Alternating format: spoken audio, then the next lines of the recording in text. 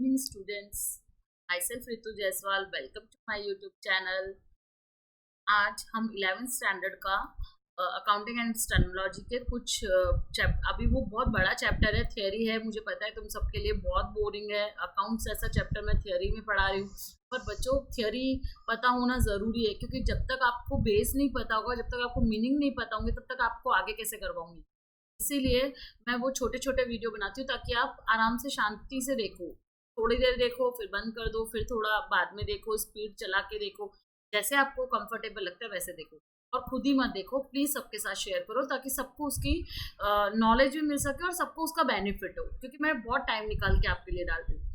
तो चलो बिना टाइम वेस्ट किए हम अपने लेक्चर पे आ जाते हैं।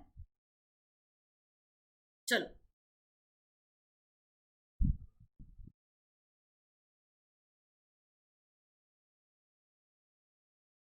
Let's start. तो हमने कहाँ तक पढ़ लिया था? हमने ये लास्ट टॉपिक कवर किया था हमारा बिल्स पेबल। अब बिल्स पेबल हो गया था, अब चलते हैं पेबल्स पे। अगर आपने पहले वाले लेक्चर्स नहीं देखे हैं तो कहाँ मिलेंगे? राइट, लिंक में। तो आपको नीचे डिस्क्रिप्शन बॉक्स में मैंने लिंक रख दी है, वहां से आप देख सकते हो। और चैनल को सब्सक्राइब कर लो अगर सब्सक्राइब नहीं किया है तो। ठीक है, लास्ट बार बोल रही हूँ, अगले बार से नहीं बोलूंगी मैं ऐसा। चलो, payables, any amount to be paid by a business person in a future to any person or a person is known as payables।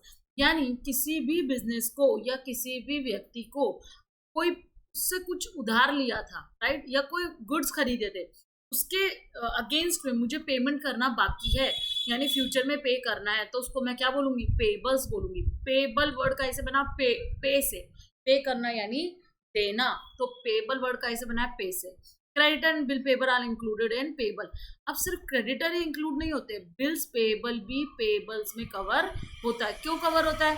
क्योंकि क्रेडिटर को भी आपको पे करना होता है और बिल्स पेबर के अगेंस्ट में भी आपको पेमेंट करना होता है। तो these two are included in payables. Outstanding expense, कोई खर्चा चुकाना बाकी है। मान लो मैं रेंट के घर में रहती हूँ, तो मुझे उसका रेंट पे करना बाकी है, तो वो भी मेरा क्या कहलाएगा? Payable. Income received in advance, कोई इनकम मुझे एडवांस में मिल गई है और उसके अगेंस्ट में मुझे सर्विस देना बाकी है, तो अगर मैं सर्विस नहीं देती तो वो अमाउंट भी मुझे रिफंड करनी होगी, तो वो भी मेरा क्या कहलाएगा? पेबल। तो पेबल के अंदर ये याद कर लीजिए, ये चारों चीज आती है: creditor, bills payable, outstanding expense and income received in advance. Next, cost. चलिए, कॉस्ट क्या होता है? तो कॉस्ट क्या होता है आपको पता ही है। जितन किसी भी चीज को आपने खरीदा और उसके लिए जो पेमेंट किया, वो उसकी क्या कहलाती है? कॉस्ट कहलाती है। लेकिन अगर मैं मैन्युफैक्चरिंग बिजनेस की बात करूँ तो कोई भी आइटम मेरे को प्रोड्यूस करने में या कोई भी आइटम बनाने में उसका रॉ मटेरियल खरीदने का खर्चा, अगर एम्प्लॉयज वगैरह काम कर रहे हैं तो wages, all the things, electricity expense, machinery expense, जो भी है उन सबको प्लस करो, उससे कितना आइटम प्रोड्यूस हुआ उससे डिवाइड करो, तो कॉस्ट पर आइटम निकल जाती है। तो raw material, labour cost, other cost are included in cost, तो वो क्या कहलाएगी? कॉस्ट कहलाएगी। ये जो कॉस्ट वाला पार्ट है, ये आप ना जब बीकॉम में आ जाओगे तब ज्यादा अच्छे से पढ़ोगे कि कॉस्ट पर यूनिट कैसे निकाली जाती है। ये लोग कैसे डिसाइड करते हैं कि एक प्रोडक्ट को कितने रुपए में बेचना चाहिए। जैसे अगर गुजरात स्टेट बोर्ड की बुक बात करें तो ये लोग कैसे डिसाइड करते हैं कि हमें 70 रुपीज में बेचनी थी, तो 70 रुपीज फिगर कहाँ से आया? ऐसे अज्यूम नहीं कर लिया किसी ने, वो उन्होंने कॉस्ट पर यूनिट निकालते हैं और उस हिसाब से आपको प्रोवाइड कराते हैं। नेक्स्ट चलिए, वाउचर। तो what do mean by voucher? Voucher voucher क्या होता है? Voucher is a bill. आप किसी शॉप पे जाइए और आप शॉप से जब जो सामान लेंगे और आप बोलिए बिल दीजिए, तो वो जो बिल होता है, जो रिटर्न रिटर्न डॉक्यूमेंट होता है जिसपे ये लिखा हुआ है कि आपने ये सामान खरीदा हमसे इतने रुपए में, तो वही कहलाता है आपका voucher. Voucher also we can say in other word bill.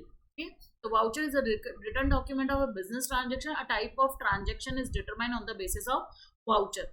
A type of transaction like, अब दो प्रकार के ट्रांजेक्शन होते हैं: कैश ट्रांजेक्शन, क्रेडिट ट्रांजेक्शन। ये शायद मैंने आपको बताया या नहीं बताया, मुझे याद नहीं है, बता देती हूँ। कैश ट्रांजेक्शन वो ट्रांजेक्शन होते हैं जो हमें, जिसके लिए हम साथ के साथ कैश पे करके आए हैं। जैसे आप शॉप पे शूज खरीदने गए, शूज खरीदा और पैसे दे दिए, तो वो कैश ट्रांजेक्शन हुआ।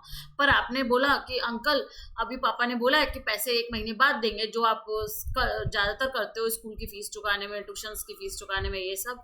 तो हाँ, काफी लोग नहीं करते, पता है मुझको, अपने ऊपर मत लो, I am just giving an example. तो क्रेडिट ट्रांजेक्शन हंस सकते हो आप, ये जोक था एक। क्रेडिट ट्रांजेक्शन, तो क्रेडिट ट्रांजेक्शन क्या होता है? क्रेडिट ट्रांजेक्शन वो का ट्रांजेक्शन होते हैं जिनके लिए आपको पेमेंट फ्यूचर में करना है। आप ये क्या कह रहे हो कि अंकल अभी पैसे नहीं है, पापा ने बोला है वो शाम को आएंगे तो दे जाएंगे, या फिर 2-4 दिन बाद में या 2-3 महीने बाद में दे देंगे, ठीक है। A type of transaction like cash transaction, credit transaction, purchase transaction, sales transaction. ये तो परचेज सेल्स तो आपको पता ही है, अगर आपने किसी से परचेज किया तो परचेज ट्रांजेक्शन होगा, अगर किसी ने आपको आपने सेल किया तो सेल ट्रांजेक्शन होगा। ट्रांजेक्शन विद बैंक, यानी बैंक के साथ आपने कुछ लेन देन किया है, तो ये सारे क्या के लिए जो आप डॉक्यूमेंट लेते हो, रिटर्न डॉक्यूमेंट, तो वो कहलाता है आपका क्या कहलाता है? वाउचर या बिल, ठीक है। चलिए नेक्स्ट, डिस्काउंट। ये तो सबको पता है, ये मत समझाओ मैम, हमको सब आता है डिस्काउंट क्या होता है, राइट। जैसे आप बार्गेनिंग करते हो शॉप से जाके, तो आप उससे क्या मांग रहे हो? डिस्काउंट मांग रहे हो कि भाई तूने ये प्राइस तो जनरल लोगों के लिए लगा रखे, मैं तो तेरा रेगुलर कस्टमर हूँ, राइट। तो कुछ डिस्काउंट तो बनता है, ठीक है। पर पढ़ाई करने में नो डिस्काउंट। पढ़ाई करना पूरा पूरा पढ़ना पड़ेगा, पूरा सुनना पड़ेगा, वीडियो सुनने में नो डिस्काउंट, ठीक है। चलो, emerge of discount is from purchase or sale, many times from total amount of purchase and sale as per condition, certain amount is deducted or net amount is paid, so the amount which is deducted from the total amount is known as discount। जैसे आप विजय sales वाले के जाओ और विजय sales वाले के आपने बोला कि भैया ये टीवी कितने का है, उससे बोला ये टीवी 33,000 का है, पर अगर आप आज ही खरीदते हो, जो अधिकतर शॉपकीपर बोलते हैं कि पर आप आज ही खरीदते हो तो फिर आपको 10% एक्स्ट्रा डिस्काउंट मिलेगा। अब आपको समझ में नहीं आया, वो 10% डिस्काउंट आप 5 दिन बाद जाओगे तो भी वो यही लाइन दोहराएगा, राइट। तो ऐसा नहीं है, वो उसकी सेल करने की टेक्निक है। तो जो वो 10% आपको डिस्काउंट दे रहा है वो यहाँ पे कहलाएगा डिस्काउंट। हो सकता है डिस्काउंट रिसीव आपको मिला हो, वो भी हो सकता है, और डिस्काउंट आपने दिया हो, वो भी हो सकता है। अब discount allowed and discount received, अगर आपको मिला है तो वो डिस्काउंट रिसीव्ड होगा। आपने किसी को दिया है, यानी आपने कोई प्रोडक्ट सेल किया और उसमें, यानी विजय सेल्स वाला अगर मुझे डिस्काउंट दे रहा है तो मेरे लिए डिस्काउंट रिसीव्ड है, और विजय सेल्स वाले के लिए डिस्काउंट अलाउड है क्योंकि उसने मुझे डिस्काउंट अलाउ किया है। Next, trade purchase. What is trade नहीं सॉरी, 2 टाइप ऑफ डिस्काउंट होते हैं, trade discount and cash discount. What is trade discount? Ma'am बहुत जल्दी जल्दी पढ़ा रही हो, ठीक है, धीरे धीरे पढ़ाती हूँ। ट्रेड डिस्काउंट बोलो। हाँ, ट्रेड डिस्काउंट क्या डिस्काउंट होता है? ट्रेड डिस्काउंट है जब आप क्वांटिटी में माल खरीद रहे हो, बहुत सारा। होलसेलर्स जो होता है ना, वो एक बंच में माल खरीदते हैं फैक्ट्री से या मैन्युफैक्चरिंग यूनिट से, इसलिए उनको थोड़ा डिस्काउंट मिलता है। फिर जो रिटेलर होते हैं वो होलसेलर से खरीदते हैं तो उनको भी थोड़ा डिस्काउंट मिलता है, और हम खरीदते हैं कस्टमर कंज्यूमर तो हमको भी थोड़ा डिस्काउंट मिलता है। तो जो होलसेलर होता है, जो बड़े बल्क में माल खरीद रहे हैं, तो उनको जो एक फिक्स डिस्काउंट मिलता है, that is known as trade discount. और ये बहुत काम आएगा जर्नल एंट्री में, आगे बताऊंगी कि एक्चुअली ट्रेड डिस्काउंट को बुक्स में रिकॉर्ड नहीं किया जाता, डायरेक्टली अमाउंट डिडक्ट करके लिख दी जाती है। रिकॉर्ड किया जाता है बट इनडायरेक्टली। कैसे कि जैसे मैंने गुड्स खरीदा तो purchase account debit to cash, तो अगर 10,000 का गुड्स वो मुझे 9,000 में दे रहा है तो मैं खाली लिखूंगी purchase account debit to cash और 9,000 अमाउंट। तो वो जो 1,000 है ऑटोमेटिक डिडक्ट कर देना है, सिर्फ अमाउंट में से डिडक्ट करना है, उसकी कहीं पर एंट्री नहीं होती है, तो पता नहीं चलता कि आपको ट्रेड डिस्काउंट मिला है। लेकिन आप नीचे नरेशन में लिखोगे। अब नरेशन क्या होता है वो बाद में जनरल एंट्री सिखाऊंगी तब कवर हो जाएगा, ठीक है। चले आगे, कैश डिस्काउंट क्या होता है? कैश डिस्काउंट मतलब जैसे आप किसी ट्यूशन क्लास में जाओ, आप बोलो कि मेरे को 4 सब्जेक्ट लेना है या 6 सब्जेक्ट, सारे सब्जेक्ट लेने हैं, तो वो आपको बोलेंगे कि अगर सारे सब्जेक्ट लेते हो तो आपको, और अभी फीस दे देते हो तो आपको 1,000 रुपीज़ का डिस्काउंट मिल जाएगा, तो that is called cash discount. Excuse me बच्चों। तो जो कैश डिस्काउंट है वो काय के लिए मिला आपको? कैश आपने अभी की अभी पे किया इसीलिए मिला है। तो जब कैश आप क्विकली पे करने के लिए या क्विकली कलेक्शन करने के लिए जो सामने वाला सेलर आपको डिस्काउंट दे रहा है, that is known as cash discount. तो पढ़ लेते हैं। To attract the customer with the purpose of to receive quick collection of credit sales, the amount which is deducted from the receivable amount is known as cash discount. जो मैंने आपको बताया, quickly amount पैसा मिल जाए इसके लिए वो जो डिस्काउंट दे रहा है वो क्या कहलाता है आपको? कैश डिस्काउंट कहलाता है। चलो next, discount receive, discount allowed मैंने अभी आपको बताया तो मैं नहीं पढ़ रही हूँ। Next, depreciation. What do you mean by depreciation? अच्छा पॉइंट है डेप्रिसिएशन। चलो, अकाउंटेंट स्टैंडर्ड्स जो 6 होता है वो डेप्रिसिएशन पे दिया हुआ है। डेप्रिसिएशन क्या होता है? डेप्रिसिएशन होता है कि किसी भी एसेट की वैल्यू में जो डिक्रीज होता है, वो जो डिक्रीज अमाउंट है वो कहलाता है आपका डेप्रिसिएशन। अब आप बोलोगे मैम डिक्रीज कैसे होता है? तो देखो, मानो मैंने बिल्डिंग बनाई है ना।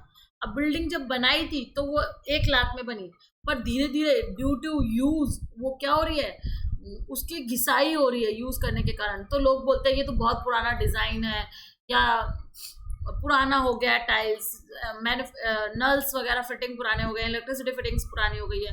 तो वो जो यूज करने के कारण, चेंज ऑफ टेक्नोलॉजी के कारण, चेंज इन फैशन के कारण आपकी एसेट्स की वैल्यू में जो डिक्रीज हो रहा है, that is known as depreciation. उसको क्या बोला जाता है? डेप्रिसिएशन। तो ये एक नॉन कैश एक्सपेंस है, क्योंकि उसमें कोई कैश नहीं जा रहा, आपकी सिर्फ एसेट की वैल्यू क्या हो रही है, कम हो रही है। आप उसके लिए किसी को पेमेंट नहीं कर रहे हो, इसलिए एक खर्चा है पर नॉन कैश एक्सपेंस। तो नॉन कैश क्यों बोला गया? क्योंकि उसके लिए सामने हमें कोई पेमेंट नहीं करना पड़ रहा है। जैसे मेरा लैपटॉप है, मेरा HP का लैपटॉप है, और मैंने 4 साल पहले लिया था। तो अगर 4 साल पहले लिया था और आज इसकी प्राइस पूछने जाऊं, तो जितने भी मैंने लिया होगा उससे प्राइस क्या हो गई होगी, कम। क्यों? क्योंकि किसकी 4 साल बाद इसकी वैल्यू बहुत कम हो गई होगी। क्यों? क्योंकि लोग कहेंगे कि विंडो अब नया आ गया है, विंडो 10 आ गया या विंडो 11 आ गया, आप में तो विंडो 7 है, रैम कम है, क्योंकि पहले यही रैम चलती थी, कैमरा थोड़ा बैड क्वालिटी का, अब तो इससे लेटेस्ट आने लग गए। अब तो वो लैपटॉप आने लगे जिनका स्क्रीन पूरा घूम जाता है, जो आप दोनों स्क्रीन को और कीपैड को अलग अलग कर सकते हो, वेट लेस होता है।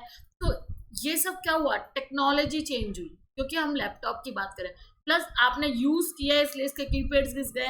तो यूज के कारण, टेक्नोलॉजी चेंज के कारण, फैशन के कारण, इन सब के कारण आपकी एसेट की वैल्यू में जो कमी होती है, वो जो कमी वाली अमाउंट है वो कहलाएगी डेप्रिसिएशन। चलो नेक्स्ट, बैड डेब्ट्स।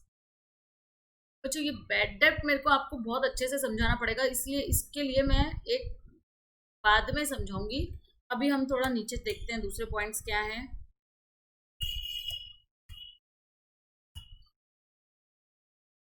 और कुछ नहीं होगा तो फिर यही समझा दूंगी। अभी है बैड डेब्ट, आप पॉइंट मार्क करके रखिए। ये मैं एक अलग से लेक्चर में आपको इससे रिलेटेड 2-4 टॉपिक्स अलग से सिखाऊंगी, ठीक है। चलो, सॉल्वेंट मतलब क्या होता है? The person who is incapable of paying his liability is known as solvent. तो वो क्या कहलाता है? सॉल्वेंट। ऐसे बोल दो या फिर ऐसे बोल दो, the person whose assets are more than its liabilities, यानी जो उसको पेमेंट्स करने हैं, जो उसको लायबिलिटी पे करनी है, अगर उसकी एसेट ज्यादा और लायबिलिटी कम है तो वो पर्सन फाइनेंशियली क्या कहलाएगा? सॉल्वेंट कहलाएगा, ठीक है। तो आपने कई मूवीज में वर्ड सुना होगा, दिवालिया निकल गया उन कंपनी का, या दिवालिया हो गई वो कंपनी। तो वो यही है, वो होता है दिवालिया, होता है इंसॉल्वेंट। तो जो बचे हुए बचते हैं वो कहलाते हैं सॉल्वेंट, ठीक है। अब नीचे आ गया इंसॉल्वेंट। तो the person who is not in a position to pay its liability or a obligation is known as insolvent. Whose liability are more than its assets is known as insolvent. तो जो कंपनियां दिवालिया घोषित हो जाती है उनको बोला जाता है इंसॉल्वेंट, यानी अब वो इस कंडीशन में नहीं है कि वो अपनी लाइबिलिटीज को पे कर सके। तो कोर्ट क्या करती है? उनको इंसॉल्वेंट डिक्लेयर कर देती है, ठीक है। Next, debit credit. तो ये तो आपको पता ही है, कोई भी ट्रांजेक्शन हो, लेकिन क्या होना चाहिए? अकाउंट कैरेक्टरिस्टिक ऑफ अकाउंटिंग पढ़ाए थे, उसमें पढ़ा था फाइनेंशियल कैरेक्टर्स का होना चाहिए, इन टर्म ऑफ मनी होना चाहिए। तो कोई भी ट्रांजेक्शन फाइनेंशियल कैरेक्टर का हो, इन टर्म ऑफ मनी हो, उसकी 2 इफेक्ट होगी। जैसे मैंने गुड्स परचेज किए तो उसकी भी 2 इफेक्ट होगी। क्या? एक तो मैंने परचेज किया तो गुड्स आ रहे हैं तो परचेज अकाउंट डेबिट, और दूसरी इफेक्ट सामने क्या जा रहा है? Cash in exchange of money होना चाहिए। तो money as a medium of exchange पढ़ा था अपन ने कहीं कैरेक्टरिस्टिक के ऑब्जेक्टिव में। तो सामने मेरे पास से क्या जा रहा है? कैश जा रहा है। तो 2 इफेक्ट हुई, एक तो डेबिट की और एक क्रेडिट की। परचेज की जो इफेक्ट हुई वो कहलाएगी डेबिट की, और जो कैश जा रहा है, तो जो जाता है उसको बोलते हैं क्रेडिट, तो उसमें ये इफेक्ट कहलाएगी क्रेडिट की। क्रेडिट डेबिट क्या होते हैं? और ये मैम आपने कैसे डिसाइड किया कि परचेज को डेबिट करेंगे, कैश को क्रेडिट करेंगे? तो ये account institute of chartered accountant of India ICAI ने डेबिट क्रेडिट रूल्स बना रखे हैं, वो हम बाद में पढ़ेंगे। आपके सेकेंड या थर्ड चैप्टर में आएंगे, वहां पे पढ़ेंगे, तब आपको और अच्छे से समझ में आएगा। Next, accounts. अकाउंट्स क्या होता है? तो अकाउंट्स क्या होता है, जैसे मैं हूं, है ना, मेरे से आपने 10 ट्रांजेक्शन किए, तो आपने ऊपर मेरे एक पेज बना लिया नोटबुक में और उस पर लिख दिया ट्रांजेक्शन विद रितु मैम, और फिर उसमें ट्रांजेक्शन डाले कि रितु मैम से मैंने 2000 का गुड परचेज किया, रितु मैम को 5000 का गुड सेल किया, रितु मैम को 3000 रुपीज चुका दिए, रितु मैम से 5000 रुपीज लेने बाकी हैं। तो ये जो आप ट्रांजेक्शन मेरे पेज में लिख रहे हो, तो ये जो मेरा पेज है ये क्या कहलाएगा? मेरा अकाउंट कहलाएगा। पर ये पेज सब लोग अपनी अपनी मर्जी से नहीं बनाते हैं, ठीक है। ये क्या होता है, अकाउंट्स में एक सिग्निफिकेंट मैनर हमने वर्ड पढ़ा था, राइट। तो वो जो सिग्निफिकेंट मैनर है वो किसने डिसाइड किया? कंपनीज लॉ में, कंपनीज एक्ट 2013 में वो मैनर डिसाइडेड है। आपको या अकाउंटिंग स्टैंडर्ड्स और रूल्स और प्रिंसिपल्स में ये मैनर डिसाइडेड है। तो आपको उन्हीं रूल्स और उन्हीं प्रिंसिपल्स को फॉलो करते हुए क्या बनाने हैं? डिफरेंट पीपल्स के अकाउंट्स बनाने हैं और उनसे रिलेटेड ट्रांजैक्शन को उनके अकाउंट में क्या करना होता है? पोस्ट करना होता है, ठीक है। अब आगे बताऊंगी इसको ब्रीफ में, मतलब ये ऑटोमेटिक तुमको समझ में आएगा। जैसे जैसे हम लेजर जो चैप्टर होता है उसमें हम अकाउंट से बनाते हैं, तो वहां पे ऑटोमेटिक समझ में आएगा तुम लोगों को, ठीक है। अभी मैंने शॉर्ट में समझा दिया। तो बच्चों ये वाला टॉपिक अब खत्म हुआ। 1 बज गया हमारा। बैड डेब्ट, चलो वो भी बता देते हो, समझ जाएगा। बैड डेब्ट क्या होता है? बैड डेब्ट होता है कि कोई भी पर्सन जिससे आप पैसे मांगते हो और वो आपको पैसे अभी नहीं देगा, यानी वो भाग गया, उसकी डेथ हो गई, अब आउट ऑफ इंडिया चला गया, आपके कांटेक्ट में नहीं रहा, तो इसका मतलब वो फ्यूचर में पैसा नहीं देगा, और वो फ्यूचर में पैसा नहीं देगा तो वो पैसा आपका क्या हो गया? डूब गया। तो जो पैसा आपका डूब जाता है उसको बोलते हैं बैड डेब्ट। दूसरी भाषा में बोलूं तो जिनसे आप पैसा मांगते थे, क्यों? क्योंकि आपने गुड्स सोल्ड किए होंगे उनको।